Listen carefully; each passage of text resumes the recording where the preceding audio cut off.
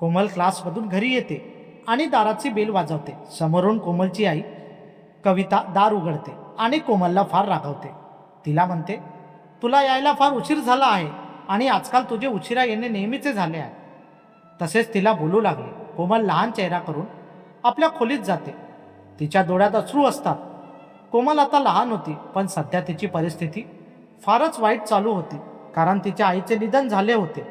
त्यानंतर कोमलच्या बाबांनी दुसरे लग्न करायचे ठरवले, कारण कोमल त्यावेळी फार लहान होती आणि तिला बघायला कोणीच नव्हते. पण जेव्हापासून तिची नवीन आई या घरात आली तेव्हापासून तिच्या मागे अनेक संकटे येऊ लागली, कारण तिची आई तिच्यावर फार रागवायची, तिच्याकडून अनेक कामे करून घ्यायची आणि तिला कुठे जास्त बाहेर खेळायला जाऊ पण देत नव्हती. आज तिला फक्त 15 मिनिटं उशीर झाला क्लासमधून यायला आणि तिच्या आईची बडबड सुरू झाली. पण आता कोमलच्या मागे हे नेहमीचे झाले होते आणि या गोष्टी ती कुणाला सांगू पण शकत नव्हती, कारण एकदा तिने आपल्या बाबाला या गोष्टी सांगितल्या होत्या. पण त्यानंतर कोमलच्या चुलत आईने तिला फारच रागावले होते. कधी कधी तर तिची चुलत आई तिला मारायची पण. पण आता कोमलच्या मागे हे नेहमीचे झाले होते. आज तिला फक्त 15 मिनिटं उशीर झाला होता, तरी सुद्धा तिला अनेक गोष्टी ऐकाव्या लागल्या. त्यानंतर कोमल आपल्या खोलीत शांतपणे बसली. तिच्या मनात अनेक विचार येत होते. तेवढ्यात तिच्या आईने आवाज दिला आणि म्हणाली, काय करते खोलीत, ये आणि माझी मदत कर. कोमल शांतपणे किचनमध्ये गेली आणि आईची कामात मदत करू लागली. काही वेळाने दाराची बेल वाजली. कोमलची आई कोमलला म्हणाली, जा बघ कोण आले तर. कोमलने दार उघडले तर तिचे बाबा समोर होते. बाबाला बघताच कोमलच्या चेहऱ्यावर आनंद दिसला. बाबांच्या हातात एक पिशवी होती. त्या पिशवीमध्ये कोमलसाठी ड्रेस होता आणि तो ड्रेस बघून कोमलला फारच आनंद होऊ लागला, कारण मागे जेव्हा कोमल आपल्या बाबांसोबत गेली होती त्यावेळी तिला तो ड्रेस फार आवडला होता. पण त्यावेळी कोमलचे बाबा घाईत होते म्हणून तो ड्रेस घेतला नाही. कोमलच्या चेहऱ्यावरचा आनंद बघून तिच्या बाबांना फार चांगले वाटत होते. कोमलची आई किचनमधून आली आणि म्हणाली, कशाला आणला हा ड्रेस, अगोदरच घरी फार खर्च होतात, त्यातल्या त्यात तुम्ही या जास्तीचा खर्च करता. तर कोमलचे बाबा म्हणाले, असू दे, तिला तो आवडला होता ड्रेस आणि मी कमवतो पण तुमच्यासाठी ना. पण जेव्हा कोमलने आपल्या आईकडे बघितले तर तिच्या चेहऱ्यावर राग दिसत होता. पण कोमलचे बाबा असल्यामुळे ती काहीच बोलली नाही.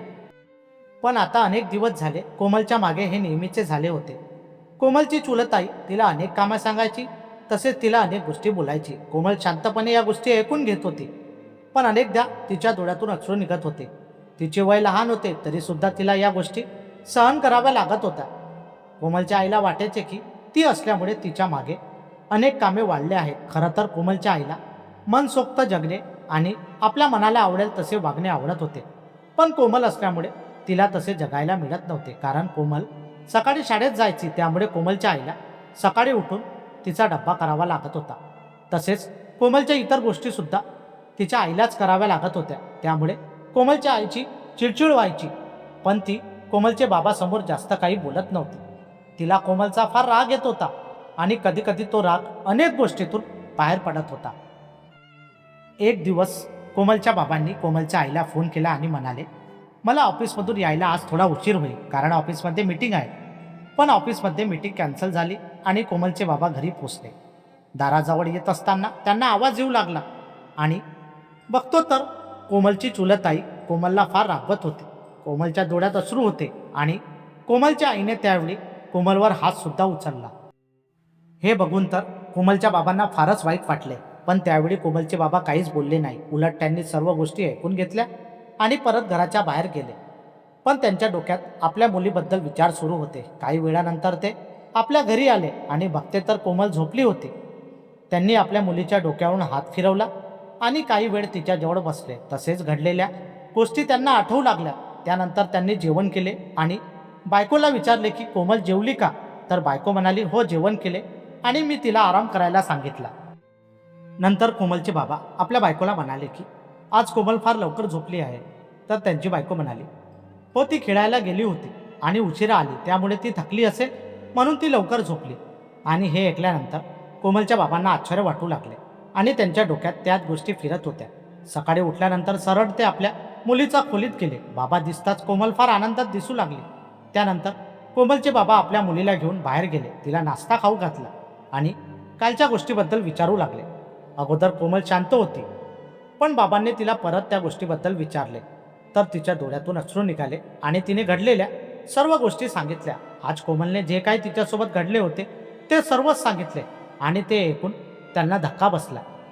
त्यांनी मनात विचार केला की माझ्या मुलीच्या चांगल्या आयुष्यासाठी मी लग्न केले होते, पण तिला तर आता फार त्रास होत आहे. त्यानंतर ते दोघे पण घरी आले. त्यांच्या मनात आता सुद्धा आपल्या बायकोबद्दल राग होता. कोमलच्या बाबांनी आपल्या बायकोला आवाज दिला आणि म्हणाले, मी विचार केला आहे की कोमलला मुलीच्या वसतिगृहात पाठवायचे. तिथे ते आनंदात राहील. या गोष्टी ऐकल्यानंतर कोमलच्या आईच्या चेहऱ्यावर फार आनंद दिसून येत होता. पण त्यानंतर कोमलचे बाबा जे काही बोलले ते ऐकून तिला धक्का बसला. कोमलचे बाबा म्हणाले की आता मुलगी गेल्यानंतर तू सुद्धा आपल्या माहेरी जा. आता मला तुझी आवश्यकता नाही आहे आणि मला एकट्याला राहायचे आहे. हे शब्द ऐकताच कोमलची आई म्हणाली, तुम्ही काय बोलत आहे? मी कुठे जाणार आता? माझे तुमच्याशिवाय कोण आहे? तर कोमलचे बाबा म्हणाले, जसे तुला माझ्या मुलीची आवश्यकता नाही तसे मला सुद्धा तुझी आवश्यकता नाही. कारण मी तिच्यासाठी तुला या घरी आणले होते, पण मी कधीच विचार केला नव्हता की तू तिच्यासोबत असं वागशील म्हणून.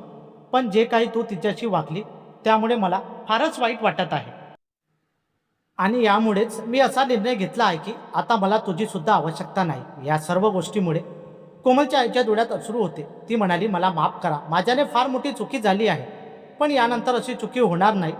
पण कोमलचे बाबा म्हणाले, मला आता तुझे काहीच ऐकायचे नाही, कारण मी जो काही विचार केला त्यावर मी कायम राहणार आहे.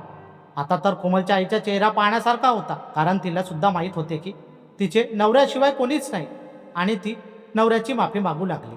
पण त्या दिवसानंतर कोमलच्या आईच्या वागण्यात फार फरक दिसून लागला.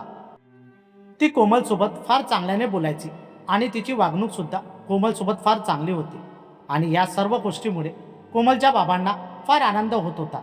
एकदा कोमल आणि तिचे बाबा बसून होते. त्यावेळी कोमल म्हणाली की बाबा, आता आई माझ्यासोबत फार चांगल्याने बोलते, मला कधीच रागवत नाही. मी कधी बाहेर खेळायला गेले आणि मला यायला उशीर झाला तरीसुद्धा मला कधीच ती आता रागवत नाही. तसेच माझ्याकडे फार चांगल्याने लक्ष ठेवते. या गोष्टी ऐकून कोमलच्या बाबांना फार आनंद झाला. पण आता घरात सर्व ठीक सुरू आहे आणि आपली मुलगी आनंदात असल्यामुळे कोमलच्या बाबांना पण फार चांगले वाटत आहे. मित्रांनो, कथेला लाईक आणि चॅनलला सबस्क्राईब करायला विसरू नका. धन्यवाद.